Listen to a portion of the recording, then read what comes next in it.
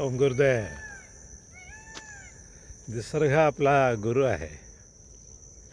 तो आपल्या मूळ स्वरूपामध्ये असतो सदैव. स्थितप्रज्ञ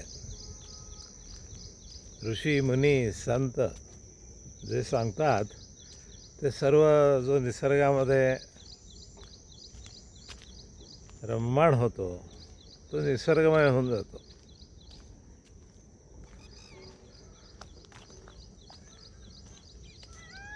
आपलं मूळ स्वरूप जे आनंद आहे त्या स्थितीमध्ये तो स्थिर असतो. उन्हाळा, हिवाळा, पावसाळा, पहाट, सकाळ,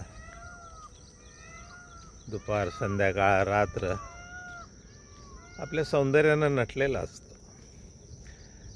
सतत बदलत असतो आणि ताजातवाना राहत असतो. हे निसर्गातलं चैतन्य स्वरूप अत्यंत रम्य, रमणीय. निसर्ग सानिध्यामध्ये जो राहतो ना त्याला पशु, पक्षी, पृथ्वी, आप, तेज, वायू, आकाश, अनेक प्राणी मात्र या सगळ्यामध्ये एक एकात्मता दिसून येते.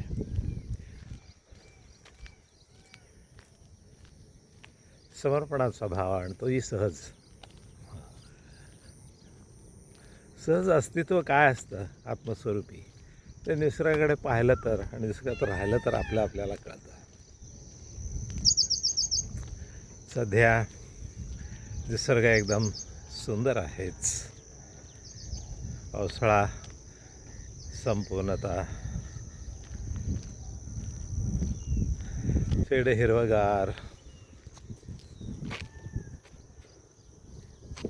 सौंदर्य बहरलंय.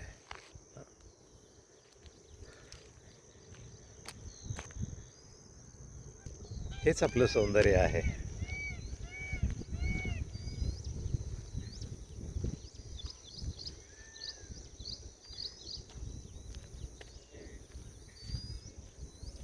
ओम गुरुदेव. चला निसर्गामध्ये फिरायला आपापल्या परीनं.